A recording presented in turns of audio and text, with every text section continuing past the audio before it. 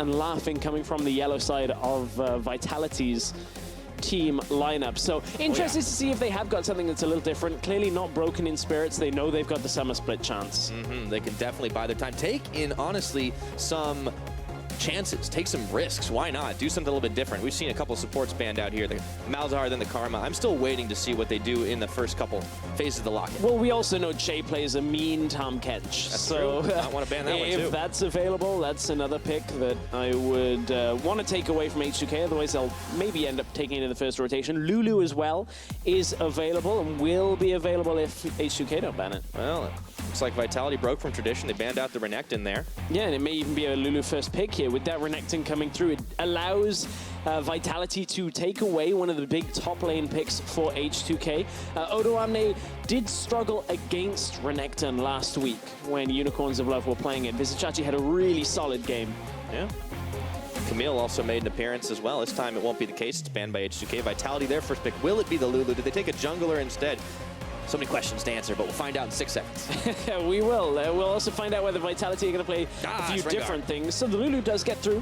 If H2K want to pick that for themselves, we may very well see that. But today of all days, we've seen a lot of diversity in picks and bans. Oh, yeah. Devin, we've had Jinx come through in LPL. Yes, I woke up to see that. That was interesting. Akali, so it is difficult to predict. A lot of people thought Varus had gone, but we've also seen Varus come through as an AD carry. So H2K, we'll see what style they're drafting towards with these first 2 picks. Looking a little more standard. As much as I love Jinx as a champion, James, I think that's just kind of an imp thing. There's the Lulu picked up by Chei right now, so that's going to be a pretty impressive bot lane. Yeah, this Ashe Lulu, there was a player spotlight came out earlier with Rockat's bot lane, where Hachani was joking that would say Ashe Lulu is the most OP bot lane that is possibly out there, but Vitality answer with theirs. Yeah, I like this one. The Caitlyn Tahm Kench, they're trying to match the pressure best they can. Obviously, Tahm Kench is not going to be able to push as much as the Lulu, but it's a lot of death denial as well. Caitlyn has pretty good holding when you look at like the holding the push from Ashe Lulu. Can also push up, but this Lulu I think is the difference maker in this matchup when it comes to actually pushing into the tower. Of course, this gives a lot of safety to Steelback the later the game goes. You now have that big Devour that can save something like Caitlyn if she gets jumped on. Yeah, Caitlyn came out when the Varus was still up and available. You're seeing some of the changes, even though some teams still favoring that champion. The Nautilus comes out for H2K, and it's in their court to ban second phase. Yeah, I feel like we're going now with H2K top lane bans are going to come out. Maybe a Rumble will get taken away, but Cabo doesn't really play it all that much. Now, one champion he does play that does well into tanks is this Kennen, and is no longer available. Yep. H2K clearly been doing their homework. Not going to take Vitality lightly. They still need to win convincingly to try and get themselves in a better position for playoffs. It's all coming down to the line here with teams like Splice honestly nipping at their heels. Lee Sin's banned out by Vitality. Yeah, Lee Sin gone, but Jankos has so many junglers are available. Elise, Graves, Kha'Zix, like all of these picks. His Kha'Zix game last week against Unicorns of Love was what gave H2K such a big lead. They eventually would end up losing it, but the Kha'Zix worked very well for them early on. Can't blame the Jankos early game, that's for sure. There's the Shen ban.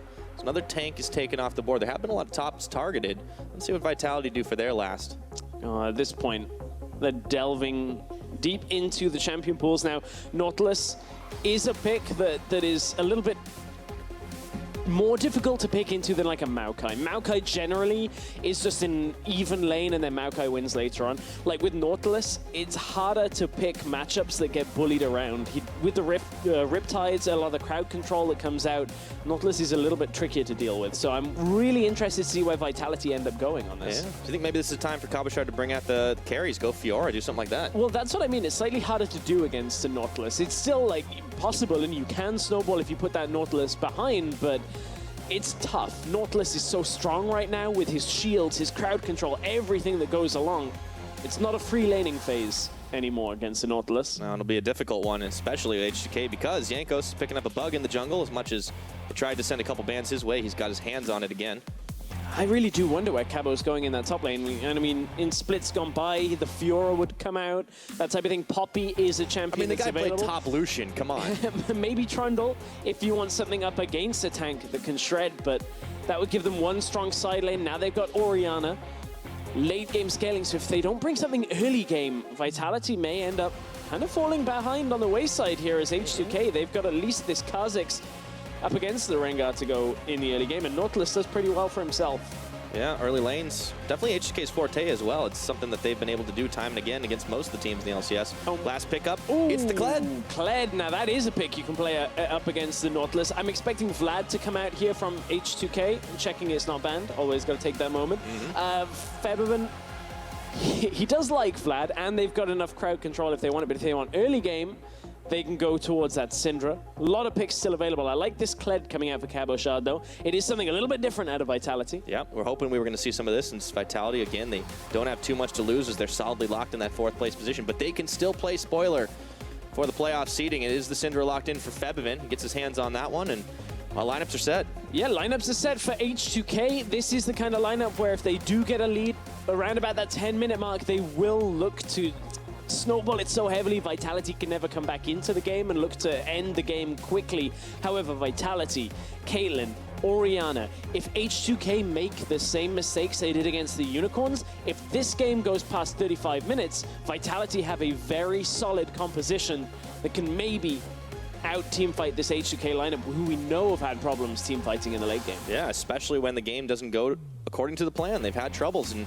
that's historical throughout this organization, regardless of different lineups being on it. Something Frawley's talked about as well. And knowing your weakness is step one to try and solving it, but you've got to put that into practice. Can H2K snowball? Can they take away from Vitality before they get a chance to get rolling on the board? And Vitality, a lot of pressure's off them right now, so they can have some fun with this game. They can. They've got the Kled. We'll see if that's going to be a fun top lane for Cabochard. Should have a lot of presence up against Odoamne, but we've also seen Kleds get shut out of games, end up very squishy, shut down, and not really get rolling into the game at all. So Vitality, it's all on that execution. Let's see if they can pull it off. If you believe in Vitality, can they take out H2K in game number 1? Hop on Twitter, hashtag VIT win, and you know what to do if you think H2K are going to take this one nice and easy. Snowball in their lead early on, not letting Vitality get into the game. We'll see if it happens as we load up onto Summoner's Rift for game number 1 in this best-of-3 series. Here we go. Hashtag H2 what? I guess it's hashtag H2K win if you think they are going to take it. So, loading up. Vitality. Locked in 4th place. They can play spoiler. If they win against H2K, it would make the chances of H2K taking first incredibly slim. We are in the last few series of the split, and every win counts for teams like H2K. It wouldn't just be team above them, Unicorns of Love, honestly cheering for Vitality in this game, but it's also Splice who are nipping at their heels right now. We'll see if H2K can hold on. Strong team has had some turbulence up in the last week. And we start off, let's see if we get any shenanigans. Nuclear's just going on an early roam, but not very far. Yeah, we're not going to have too much shenanigans. Level 1, very rarely do you get much these days. So, Mountain Drake is the first Drake on the Rift.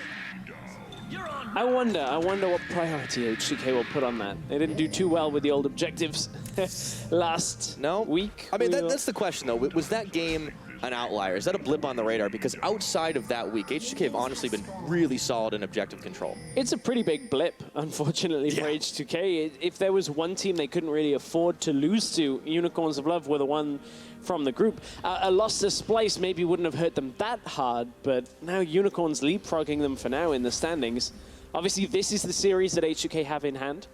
We'll see whether they can even up some of the standings potentially today, but generally, H2K are going to be very disappointed if they don't get that playoff bye.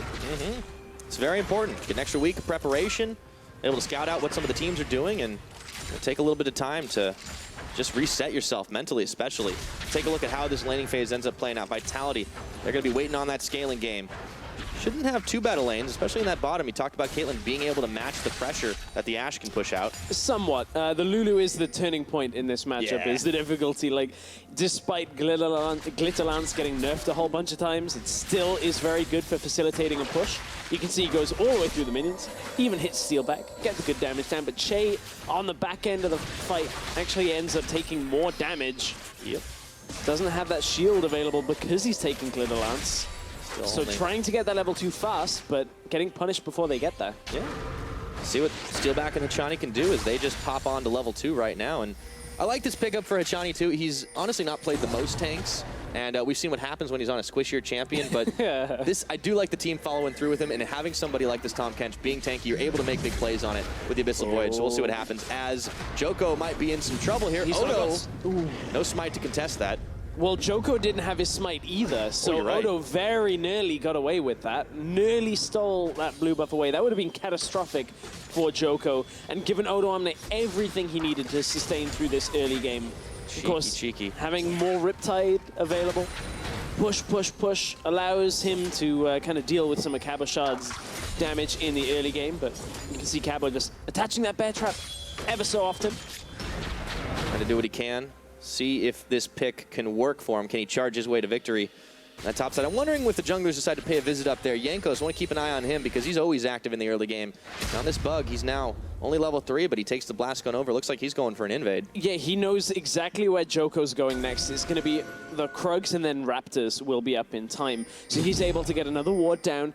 The wards that our observers pointed out that Hachani placed were safe because they had seen Djoko on the top side. That was what Odoamne invading also achieved, is it allowed Hachani to go in, get a ward down on the red buff, get a ward down by Krugs. They have full vision on Djoko in this early game, so Djoko theoretically won't have any impact on the game for another couple of minutes. Yeah.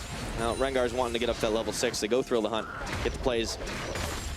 Jankos might have the pressure a little bit earlier on, but his jungle is definitely lit up right now. Going to be hard for him to make any sneaky maneuvers. Jankos is actually pretty close to him right now. He doesn't spy him, but they have to know he's there. And there is the scrying bloom as Djoko places the ward down and the junglers pass by each other for now. Slow start to this game, no real action. I mean, Odoamne trying to steal the blue is a nice setup from H2K. It kind of does disrespect Vitality a little bit, but the position that Cabochard was in the lane meant that Cabo could never match him on timing. I like that H2K fighting over wards. Nukeduck's very low here, but so is Jankos. Yep, Jankos had to hop to dodge out from the command attack, and still no summoners even burned, in all honesty. 5 minutes getting closer and closer on the clock. You can see them testing the waters, trying to make plays, but no heavy commitments from H2K. And the question is there a timer now? It's obviously a long time away before this Vitality squad will get the scaling, but H2K is not super keen to make the moves. If you'd excuse me, it was earlier Chei went aggressive for those wards. It wasn't Hachani. As Hachani on this Tahm Kench, you can see him try and bully up against Chei earlier, but it's so difficult to trade against this. Lulu mid lane is where the fight is. Ganking in, counter ganking. It's Nukeduck forced to flash away, and now Djoko is targeting out Jankos, who has to burn his flash in kind. That is 2 summoners for 1, actually, as Nukeduck also ghosted away. Yeah, junglers reading each other early game. Difficult to actually get themselves into the lane and get the kill. Jankos is a little bit easier, but had to flash himself. And now Djoko's the one on the invading path, looking for topside, but Odoamne, how far is he from 6? That's the important question. They see him, still at least a quarter of a level away. So doesn't have that depth charge available. We've seen what happens when you try and dive a Nautilus when that's up. However, only level 5, Odoamne low on mana, has to play this carefully. But in comes Jankos too. You can see both the junglers really have been all within their own space, each other's faces throughout the start of this game. Nukeduck pushing up, him and Febiven a little bit low. There's this guy flashing forward and he hits it. First blood on the unleashed power. Nukeduck, no flash, no ghost. Wouldn't have been enough to get him out of that unless he could have flashed away from the stun. And as soon as it hits, Febiven catches him with that ult. That's a 1 versus 1 kill in lane. Yes, indeed. Febiven was able to make the solo kill. And Nukeduck, he's had this problem throughout the split. He averages pretty high on just dying alone. Most out of mid laners in the European LCS this split. Yeah, I mean, the stats are so convincing that every game you'll pretty much get 1. Yeah, he averages 1 a game. So generally has happened. Maybe that's the one for this game. It didn't count when he played a support, though. That's true, but maybe this is like his 1 for the game, getting it out of the system. There you go. Let's just kind of go again. Wasn't sure what he wanted to buy, by the way. A little time on that. Sold his items a couple of times. This is going to take a long time for him to die. Cabo's having to go the wrong way, unfortunately. Trying to bait out Odoamne as Djoko keeps holding him here. That charge didn't go the direction they wanted to, but it does burn Odoamne's flash. Depth charge knocks up Djoko, and he comes right back in to finish off Odo. Cabochard finally gets his way into the fight, gets the damage down, and they can deal with the Nautilus, but it took longer than maybe it should have. He got around the fight before he got in, and that's the problem. You can't always direct Skarl where you want to go on that ultimate. Jankos, though, is taking the opportunity to steal away the red buff, and Chei's going to help out. Spotted, of course, by the ward. So H2K get the first blood from the 1 versus 1 in mid lane. give away a kill up in top side. We saw the statistics coming into the game, Odoamne and his deaths per game, and how it changed last week. Certainly wasn't the best week for Odoamne. No, he had a rough one. Significantly more deaths in the game. I mean, there's very few times that you look at Odoamne and you say, okay, you're going to be up against a guy that's fairly strong, that's a potentially stronger top laner than you, but Chachi's like the one guy that we can really give that credit to. Febiven, be careful. Shockwave. Shockwave pulls him in, and Djoko slices into ribbons. 2 kills on the game, but does he live through this onslaught? Jankos jumping for him, the ball, the protection, it's there. Yeah, good shield coming through just to keep him alive. Nice setup from Vitality. Djoko thought he could take that trade a little easier than Jankos actually gave him credit for. Jankos nearly took his life from it. Oh. Djoko, don't push your luck, buddy. This time the ball's not enough. Nukeduck trying to get some revenge here. Ghost is on, but isolation damage is still something to deal with. Jankos is in trouble, though. He knows that he's not getting out of this one alive, and Nukeduck claims his life. It's all gone a little bit funny in this game. Everybody's deciding to stick around, try and take little engagements and oh boy, fights when they shouldn't. Jankos gets 1 kill. Well, Djoko's now up to a spot where he's got 2 kills, so maybe that's stayed, though, the snowball that Vitality needs to stop. I don't have to be a color caster to make that point. All right. That's true. Cabochard trading it out with Odoamne. Pretty big, overwhelming fan vote in H2K's favor. They definitely were the favorites coming into today, and yeah, still can't count out Vitality, though, especially when they don't have too much to lose. Let's see this again as Djoko stayed a little too long on a ward. Not only stayed on the ward, started to recalling. This is the sad, where Djoko's like, okay, I'm going to do my job. I'm not going to recall out without placing the ward. I'm going to go over there, and then Jankos kills him. Yep. Well, they say wards save lives. Sometimes they give them up, too. Yeah, at that point, cost Jankos and Djoko.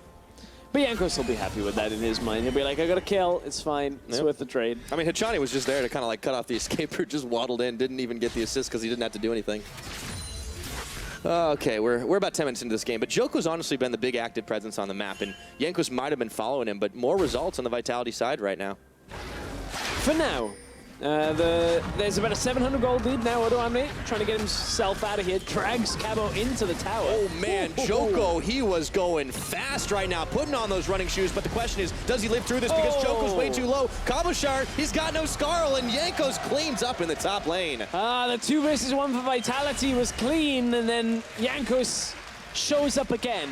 Jankos, he's maybe a little late to a lot of the engagements at the beginning, but he's cleaning them up so well now. 3-1 on the board. This is the same type of lead that Jankos had up against Unicorns of Love in Game 2. We'll see whether H2K can close it out. I mean, this is a fun little setup out of Odoamne.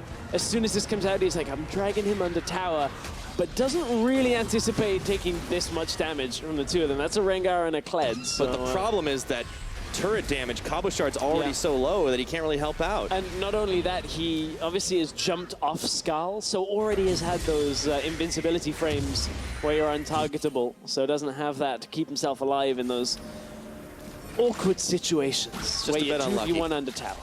Yep, so Jankos was able to clean up on that one, gets himself a lot of gold right now, and honestly right back into the game. Question is it going to be enough to keep the snowball going? We're 11.5 minutes into this game, and Mountain Drake hasn't been looked at just yet, but there are pings flying. Still, the junglers trying to keep tabs on each other.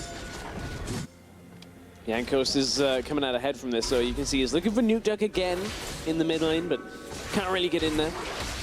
This is becoming a little bit of an awkward game for Vitality when they're giving up a couple of kills. They're trying to snowball this Kled, trying to get the focus on top side, get Cabochard ahead.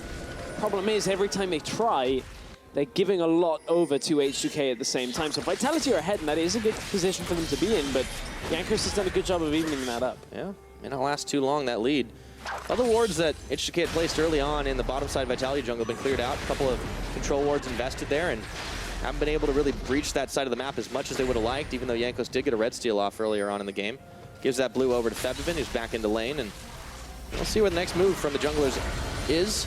Maybe we'll have another isolated death in the mid. Nukeduck, I think he learned his lesson, though, the first time around. Yeah, because he's now bought Mercury Treads. Nukeduck's going for the okay, I don't want to die anymore not build. Dying anymore on Orianna setup. We have seen Mercury Treads become a lot more common, especially when facing off against a lot of crowd control. I mean, Nautilus, Ashe, Syndra, Lulu. Speaking of Lulu, it's nice to see Chei. He's got those roaming boots going, and he's matching Jankos. This is something that Chei's been doing more and more in recent weeks. And you know, in all honesty, Nuclear, even though he's left on his own, he's not been too bad. Oh, watch the roam out of Vitality happening on the minimap, though. Oh, they're going up top. It's going to get spotted out, but it's all about the tower. Odo That's what walks they're away. looking for.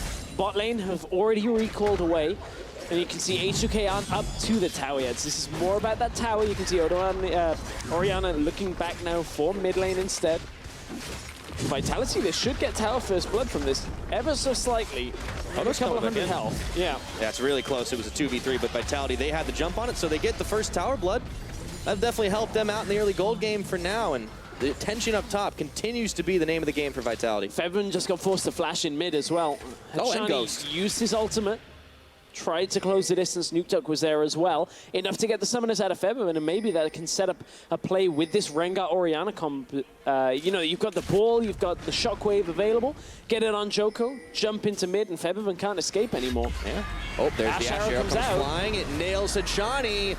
Oh, he's turned into a munchkin. There's a teleport coming in, but Djoko was there. The exhaust was on him, and now Hachani has to run for his life, burns his flash, and still taken down by Jankos. And it's H2K that are making the play onto mid lane instead. Djoko, you can see, has the ball on him for now, but has just gone out of range, so that play is no longer available. The shockwave is still there. The Rengar ultimate is not.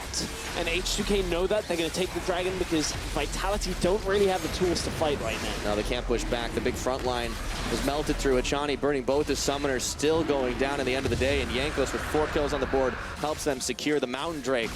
That'll be a big boon for H2K. Gold lead still only 600.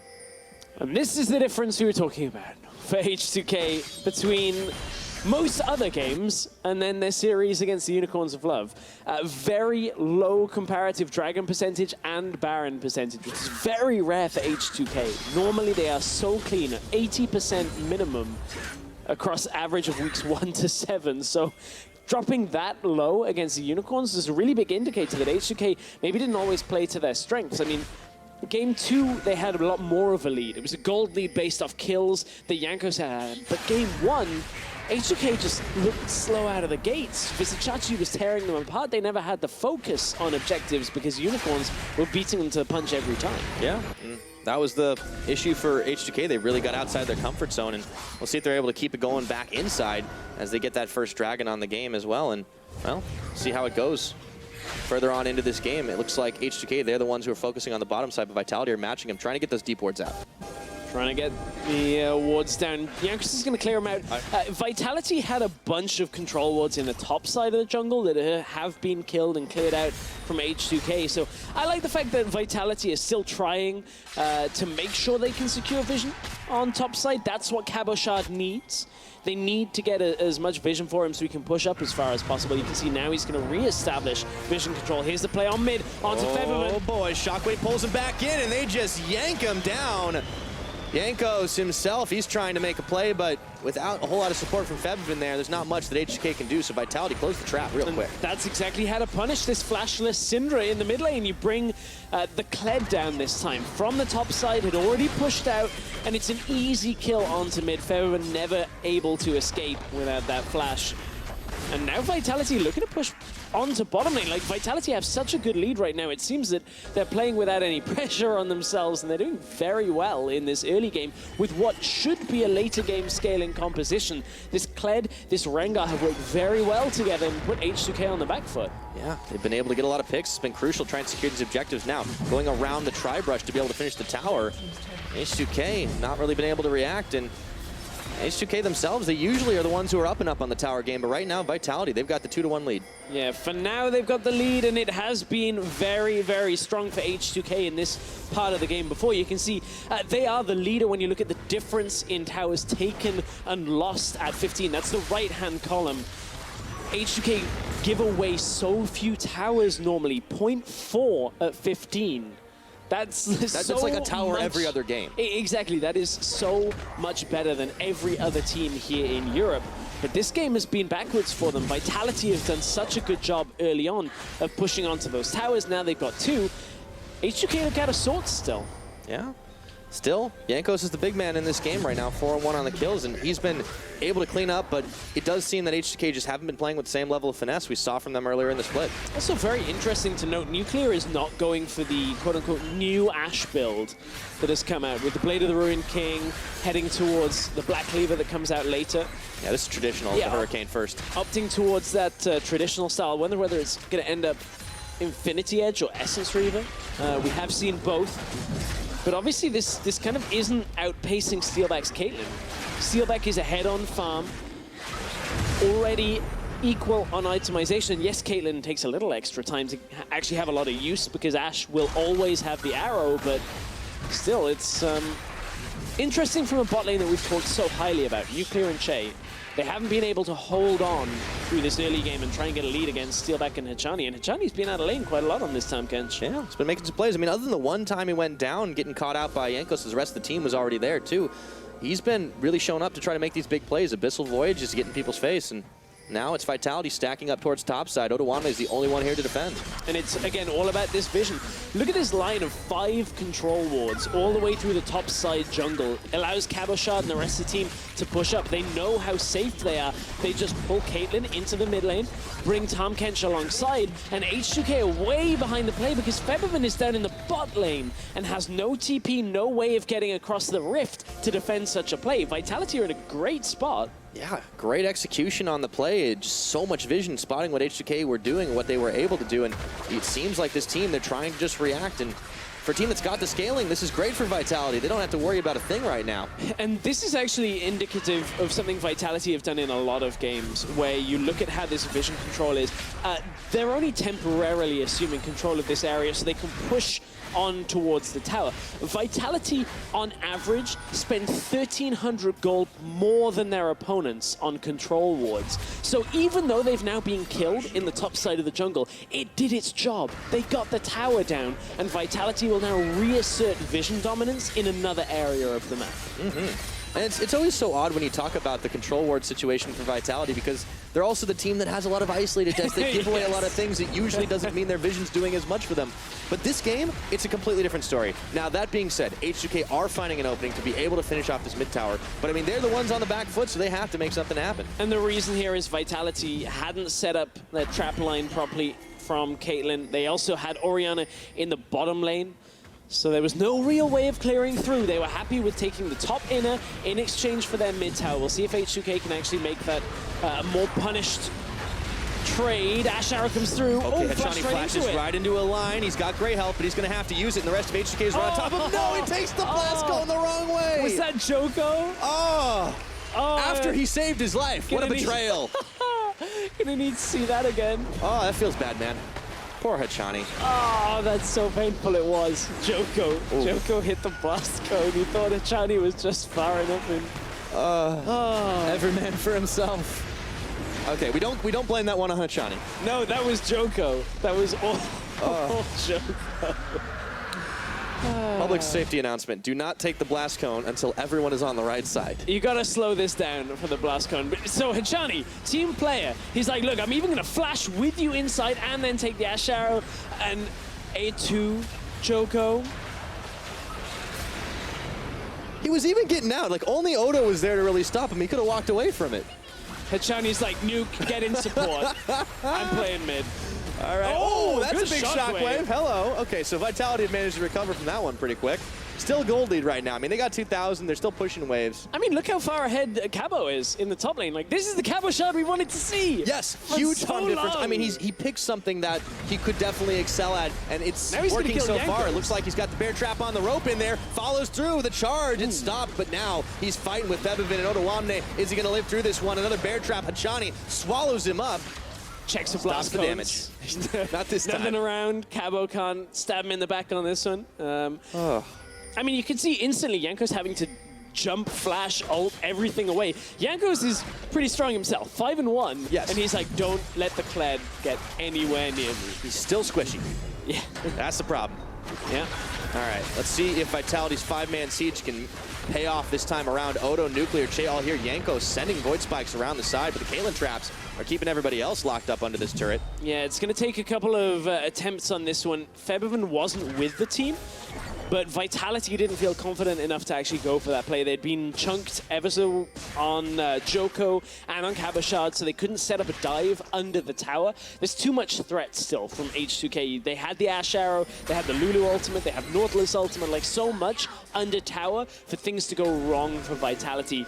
And if Vitality botch that play in mid lane, it turns the game all around, and H2K suddenly find themselves back in the driver's seat. Still, they're the ones who are trying to get to that point after being a little behind for most of this game. Vitality, not a whole lot of fear on this squad because they don't have too much to lose. Playing a little more bolder than maybe they have throughout the previous weeks, but they're executing well. That's the important thing. They're not just making big brazen plays and dying. Yeah, exactly. Like, this is a lot cleaner out of Vitality. And H2K do have a problem on their hands if the game maintains this setup. And that's one of the reasons why Nuclear has gone the Infinity Edge route. Rather than the Essence Reaver, it's more important for Nuclear to have higher late-game damage because opposing him is insane late-game damage with an Orianna, with a Caitlyn. That's why this Infinity Edge has come out. We'll see where Nuclear takes the rest of the build. He needs to be able to deal damage in the late game. I mean, he's going to need to be able to deal damage now because even though Caitlyn traditionally has this dip in the mid game, Steelback hasn't really felt that too much. He's been able to push up constantly. Doesn't hurt when you have a level 14 Kled on your team and the opponent's really only sitting on level 12 up in the top lane. Odoamne on that tank has honestly had a little bit of trubs. And that's what... Yes. Did you say trubs? Yes. It's an abbreviation. Okay. That one caught me by surprise, I gotta be honest. Wow, I've never heard anyone say that. Back to the game, Stress. Yeah, I was gonna talk about how Steelback in this tip on Caitlyn with traps. Like yes, she has a dip, but you can compensate on this on the siege potential. The problem is, even with a trap line set up under the opposing tower, like Febiven has a stun, Ashe arrow comes out. So like Vitality can't safely push up at any point of the game. They have to work it out well, which is why Cabochard has gone down to the bottom lane. Not the same kind of vision setup that we've seen out of Vitality previously though. Cabo's gonna try and establish it. He has 2 control wards in his own inventory, but it's not quite enough for him to just push up to the tower and not care where H2K are on the map. Yeah, he's not tanky enough to survive if they get a collapse on him for sure. Vitality, so they are playing a little less safe because there's just not an easy way to do it, but it's been admirable to see how many picks they've been able to honestly generate with this squad that they have. Jankos is getting caught, Djoko jumps on him. Whimsy was there to keep him safe. Probably looks on intently. Might have a lot of talking to do with the players after this game, no matter how it turns out. And see how there's no full commit onto that tower? It's just autos. It's not a dive behind it, because that's what can go wrong. Vitality know they're already winning the side lane, because Cabochard is so far ahead. You know, I was telling you in Champion Select that, Nautilus normally can do quite well against carries, and as long as you don't fall too far behind, well, Odoamne, 2 deaths in the laning phase. That's how Nautilus can end up falling behind. And a hell of a lot of CS too. It takes quite a long time now for this Nautilus to become a tanky threat. Hachani, he's gonna flash that one out and taking no chances this time around. But Djoko in Thrill the Hunt has to be careful as Jankos is right behind him. And this engage was signaled because Nukeduck was topside, pushing the wave out, trying to drag somebody from H2K up there. Cabochard had to fall back, but Mountain Drake's up in 40 seconds, and the wave bot lane has pushed in favor of Vitality. That's going to allow Cabochard to cut across, get vision control of the river, and look to move forward. Yep, Vitality, they're stretching H2K a little bit, or at least forcing them to respond strong where they can. Nukeduck up in the top is sending a pretty big wave of minions up towards that inhibitor tower, and looks like Vitality, they're not going to position for the dragon right now, but they'll have eyes on it. There's going to be a big wave top lane that Febiven's going to go deal with. As soon as he shows, that should give Vitality the signal that they can look to take a Drake, but it will be their first one of the game. Mountain Drake will be a nice little helper on getting this mid tower, perhaps. Yeah, but the siege, it's important to be able to knock it out, and it's been a little difficult for them to try and finish off that mid tower because of the strong defense that H2K have mounted in that lane. Yeah, Vitality haven't rushed towards the dragon yet. Nukeduck's going over that. They got to do their due diligence, check out all the wards, control everything here. You can see, again, 2 control wards for every player of Vitality in that spot. That's what we're talking about by how many more control wards per game they buy. They are a team that definitely values vision. That much can definitely be said. It's like, I think the average is 37, and they buy like 50. Oh yeah, they go way over it too. Game, like Vitality are like, we'll just buy them. Don't worry. That's See if it can spot this one out. H2K, they're moving for Djoko. Uh-oh, they got the stun. They got the balls on top of them. Shockwave, though, does not manage to get enough targets here. Redemption comes through. Vitality lose Djoko right away. Hachani spits Cabochard right back into the team, or he spits himself, rather, thinking he can fight this one out, but 5 members of H2K strong. They are finding this fight. Blast Cone not taken. That is 3 quick kills from H2K's side. And that's exactly the fight that H2K needed, and they say, forget the Mountain Drake. Baron is a much bigger prize at 28 minutes. They catch Djoko. Djoko couldn't get himself out alive. Hachani and Cabo fell with him, and H2K, from what was a slow start to this game with Vitality in the lead, it looks like it's all gone wrong for Vitality now, and they've given the lead away to H2K.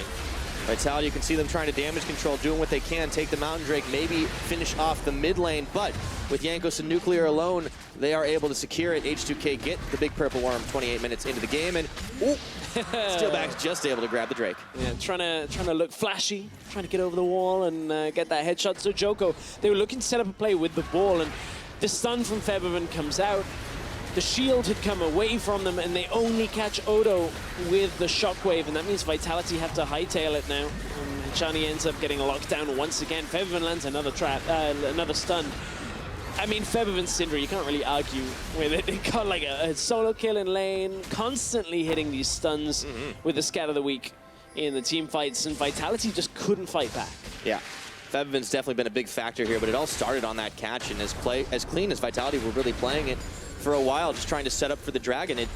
One mistake kind of can be your undoing, and it's nice to see H2K executing really well in the moment. And now it's very difficult for Vitality, because while they want to play out on the side lanes, these Baron minions plus H2K will just push fast enough that Caitlyn, Tahm Kench, Rengar will not be able to clear. And it means H2K can just push into the lane, force Cabochard to recall back out, and now H2K go, okay, let's go top. Let's do that instead.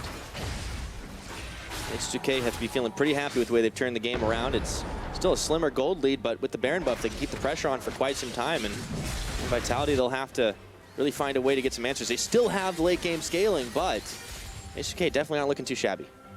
Would you say Vitality are in trubs, or is that not how you use I do that? 1 per game, man. I'm done now. Okay.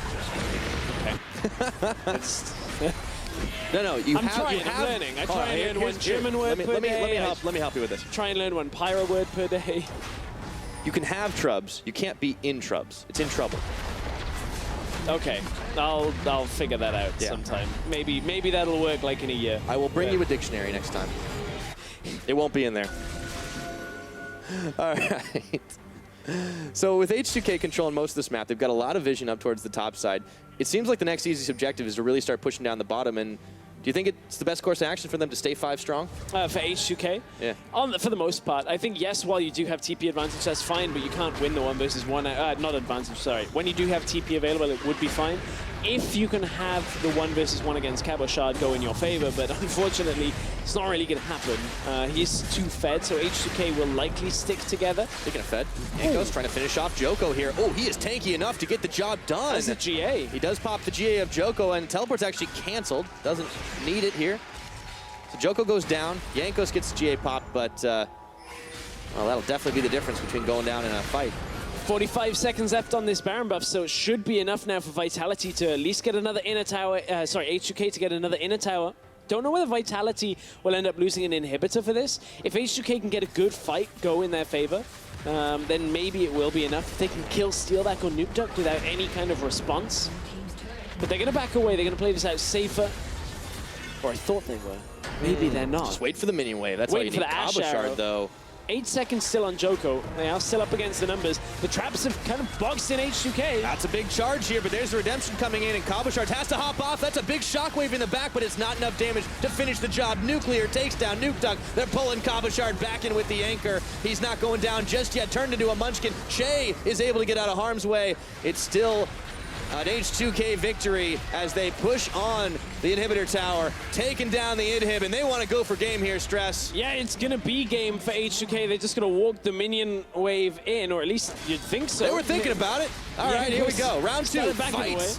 Odoamne tanking on the Nexus turrets here. Nuclear in the front, trying to fire down Cabochard, and They might have some lower health bars, but they still have a wave of minions to work with. Baron Empowerment just about to run out. There it goes, but H2K, they want to finish the job. They want to take a lead in this game. Can Vitality hold strong with Djoko and Nukeduck still on Fountain?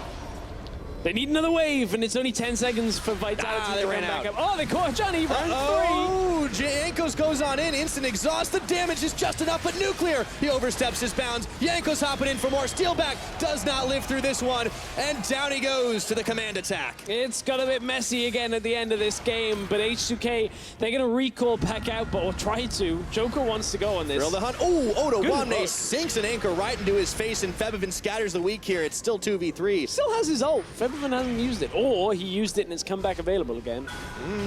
Always a possibility. Djoko's still invisible here. Here comes teleport the completing. Cabochard wants to make this happen. He's got charge up and available. H2K, they may not be able to walk out of this scot-free. Here he comes. This fight right on top of Chei. It does not end, Stress. This one is definitely going to be epic, and Nukeduck coming in. He does have his ultimate available, I should say. Is he going to use it? Shockwave pulls in Febiven a little late, as Djoko's already gone down. The shields are there from Chei. Vitality, you have to give them credit for keeping this fight going, but they come up empty-handed. Take a moment to catch your breath. We've not got the end of the game yet, Pyra. H2K, massive Baron power play, 7.7K. This is how it all started. This is how far back we have to go. We have to go back to the first charge that was available for Cabo. Went in aggressively. H2K, this is the fight before Djoko was alive. You can see only just coming from base now, so H2K had the numbers advantage for so long. Djoko jumped in, tried to kill Chei, and just ends up losing his life for it. Not a worthwhile trade.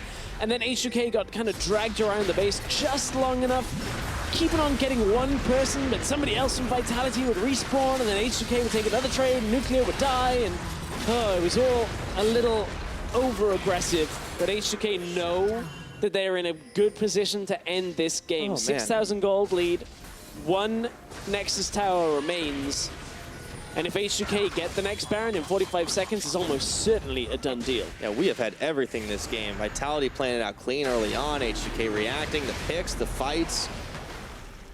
Big plays all across the board. I mean, you got to put at the big circus tent because this is the greatest show on earth, Stress. Here comes Cabochard, charging on in there, on to Odoamne. Jankos does not need to hop in because he was a little bit busy on the Dragon. Pretty sure that's someone else's branding. Yes. Oh, Ashe arrow's coming out. Okay, that's going wide. All right, everything is whiffing at this point. Nobody wants to take this fight. It's 5v4, but Jankos is going to even those odds, and Ace in the hole gets intercepted by Odoamne, tickles him. Yeah, didn't have any choice on that. Odoamne just ends up being the one that hits. Oh, ooh. Alrighty, he goes in one more time. Cabochard, he's trying to hold on here. Still a big wave of super creeps down on the bottom. It's going to be Vitality that have to respond. Trying to cut off this H2K team. It's Hachani, Djoko, and Nukeduck all at the back, but this H2K squad can definitely fight. Hachani swallows up Nukeduck, and he intercepts the anchor right now. Command attack coming in, but Djoko is caught, and they jump all over him. That's a big pickup, although Cabochard delivers the ball right into 3 members of H2K. However, he is going to go low. He is going to go down. H2K holding the line as the Winians doing the job. A double kill for Jankos. He's looking to make it 3, maybe 4, maybe 5. He hops in for 1 more. That's a double kill for Nuclear, however, and that's going to be the ace. All of H2K lived through it. A triple kill for the Ashe, and that's got to be game. That's H2K closing that one out. Coming into that fight, Nuclear was 3-16, and he says that's the bottom line because H2K said so. That's and the that Nexus. game's done. 36.5 minutes in. Man, what a show we got. H2K closing that one out as they take a 1-0 on the series. H2K looking solid in game 1 in the tail end. Vitality, you have to give them credit for that start of that game. I mean, they played it real clean in the beginning of it, and it was so weird to see composition-wise. You'd think they were the ones that were going to try to hold on, stall out a little bit, but they played very proactively, and they put H2K on the back foot. But H2K managed to team fight it out. Yeah, very solid end to the game out of them. Back-to-back fights going in their favor. Based off the fact that Jankos had such a lead early on, Nuclear had the damage in the late game, got 4 items, just ran into a fight, picks up 3 kills at the end. And Vitality couldn't really hold on. They needed somehow more time. Djoko kept dying in those fights. Ended the game with 7 deaths. Yeah, I mean, he was in some bad positions for sure. It was a little bit odd to see when he was kind of trying to come around the side to get a pick off and everyone jumped him. And he was trying to just go aggressive and get the shockwave to work with it and go, oh, okay, that's everything. We've got the fight win, right? And it just turns out it was kind of not doing enough damage because Nukeduck didn't exactly have that many items for high AP at the end. He had the Rabadons just completed at the end, but yeah. I mean, Nukeduck got set a little far behind, and the game plan was always, you know, okay, we can make this submarine play happen, we can get the ball delivery system in there, but the execution is important, and they just couldn't manage it. So at the end of the day, it was 1-0 for H2K, so there'll still be a few more games. Let's hope at least one more than one. I want to see some more action. For more on Game 1, though, we're going to go ahead and send it over to the analyst to break it down.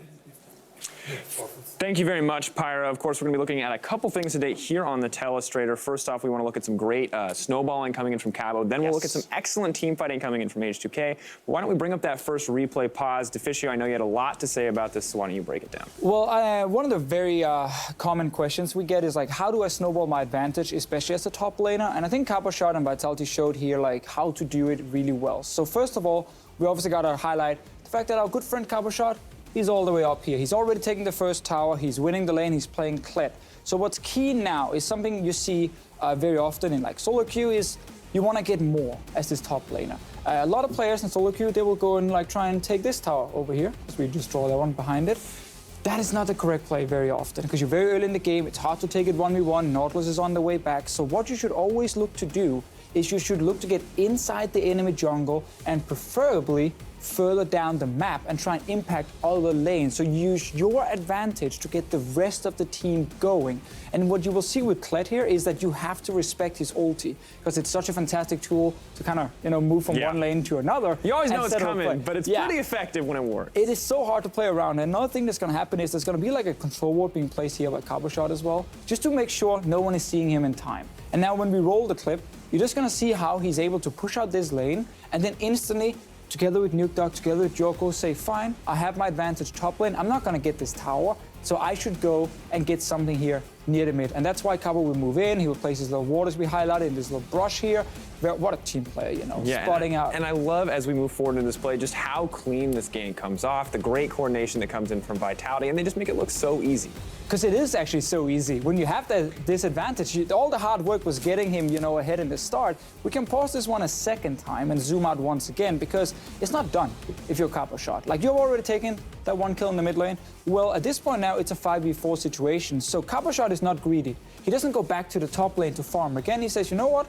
We can actually now walk this way down, and then suddenly this mid lane tower, or sorry, bot lane tower is available because we are so many members and Syndra is already dead. You guys can see how 3 H2K members are kind of caught right now in the rotation. They're trying to defend the mid lane. They can't really do that. Now they have to go back down bottom lane, but they can't really fight because they're outnumbered. So once we run this clip again, we can just see how Cabochard with the rest of the team continues down to the bottom side, and with Steelback already pushing in, they secure another objective. And this is how you took this top lane advantage you got from the ganks from Djoko on a champion like Kled, who's obviously better than a tank when it comes to split pushing, and they used it to get 2 turrets, first the top one, then the bottom one, and also a kill in the mid lane. And that's how you get a big advantage as a top laner. And I feel like this is exactly the kind of growth we wanted to see from Vitality. When we first looked at this team in the earlier parts of the season, they were the team that didn't do anything. They slowly but surely bled out, but they're making very, very proactive plays. Unfortunately, there's still a few weak points. And as we pull up this second replay paused as well,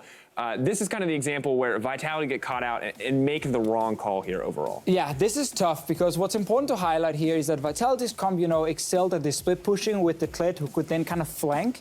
Right now, this is Cabochard on Kled. That's not a good position to be in if you want to fight. Djoko as well is over here, and he's like, oh, you know what, I can maybe try and catch a guy. But this is exactly what H2K wants. So we can just roll the clip because now you will notice how Vitality are not in a position to get a proper like flank on this group of H2K members. Odoamne will find Djoko.